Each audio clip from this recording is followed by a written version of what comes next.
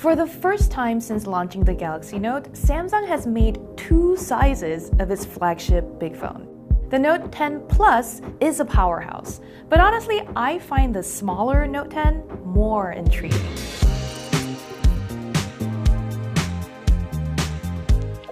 It has a slightly smaller screen than the Note 9, squeezed into a body that's about the same size as the S10. This is a 6.3-inch screen, but it's shoved inside a handset that's ever so slightly larger than an iPhone XS, which only has a 5.8-inch display. But Samsung makes some trade-offs to shave those millimeters. For example, the Note 10 has a full HD display, which would maybe be excusable if this were a $500 phone or if it were 2016. But the Note 10 costs $950, and in 2019, pretty much all high-end phones have gone Quad HD. Samsung also ditched the MicroSD slot here, something that's been a staple of the Note series since day one, and power users will surely miss that. But the new, smaller phone isn't meant for the average Note fan. With it, Samsung is trying to sell the S Pen to a larger audience, whether it's people who find notes too big or those who obsess over specs a little less. Most of the Note 10's new features are the same as those in the Plus, and Chris Velasco has already gone over those in excruciating detail, so I'm not going to retread them. Instead, I'm going to focus on what makes the Note 10 different and whether you should pick the smaller handset. But first, allow me a moment to gush over the S Pen, since it is, after all, one of the biggest selling points of the Note series, and is also why getting a smaller Note is a big deal. Back in the day, the stylus was really only useful for those who wanted to draw or write notes on their phones. Now, though, the S Pen is more than just a writing implement. After adding Bluetooth support to the S Pen last year and turning it into a remote control, Samsung expanded the number of gestures you could use by giving the stylus a gyroscope and accelerometer. Instead of simply clicking once or twice to trigger actions, you can now swing the pen around to do things like switch cameras or zoom in on a scene from afar. I really enjoyed having the S Pen as a one-light controller for my camera, especially when my friend challenged me to a yoga pose-off where we needed to send each other pictures and videos of us beating the other at challenging poses. The Note 10 came to the rescue. I got into position in my own time and clicked the button when I was ready, and I won the challenge. It's nice to have the S Pen in a device that fits in the snug pocket of my yoga pants. But that was a really specific instance where the Note 10 did something that I couldn't do with another phone. What you might use it for more frequently is to take digital handwritten notes on the go. You can write on the Note 10's face even when it's asleep, thanks to a feature called Screen Off Memo, which was great when Samsung first launched it in the Note 5 in 2015. But with the Note 10, the company made it easier to sort through and make sense of your scribbles by improving its handwriting recognition system.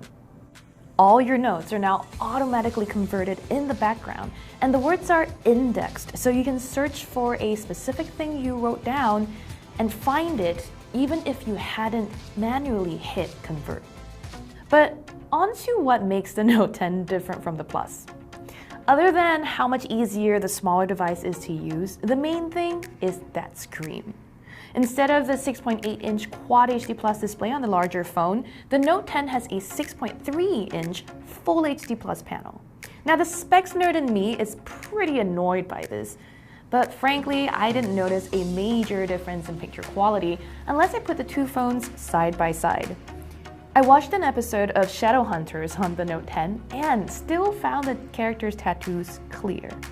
More importantly, colors were vibrant and the high dynamic range made landscapes look gorgeous.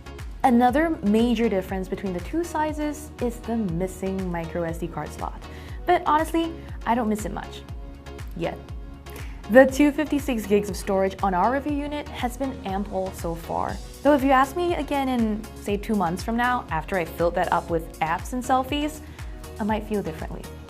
The Note 10 also only has 8 gigs of RAM compared to the Plus's 12 gigs. Now, I haven't encountered a situation where I've run out of RAM yet, so it hasn't been a big issue. But the difference in performance caused by 4 gigs of RAM isn't something that most people will notice.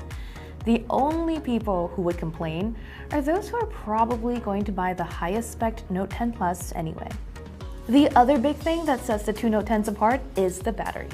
Predictably, a smaller phone equals a smaller battery, but in terms of actual runtime, I found no major difference between the two. I usually got about a day or slightly more out of the Note 10, which is on par with the larger handset and slightly longer than my Pixel 3. Its lower res screen is probably helping to keep it humming along. The only other thing you're missing on the small Note is a depth sensor on the rear. On the Plus, it helps with AR effects and can make applying portrait blur to videos more accurate, but the mini Note 10 does pretty well without it. As for the 3D scanning app, Velasco mentioned that the models he tried to create on the Note 10 Plus came out wonky, so it looks like you're not missing much here. Aside from these differences, the Note 10 and Note 10 Plus are basically the same phone. They have the same Snapdragon 855 processor and the same primary cameras. If you can live with some of the trade-offs and prefer a phone that's easier to navigate with one hand, the Note 10 might be the better phone for you. Honestly, I struggle to come to terms with the exorbitant asking price for what it offers, but I wouldn't be shocked to see some tempting sales as the holiday season approaches. T-Mobile is already offering a buy one get one on the Note 10.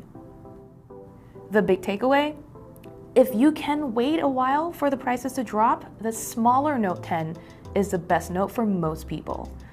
Power users who need a big high-res screen, a microSD card slot, and tons of RAM are probably going to buy the Note 10 Plus no matter what it costs. The rest of us who are somewhat intrigued by the S Pen but were previously deterred by the huge handset can now consider the Note 10.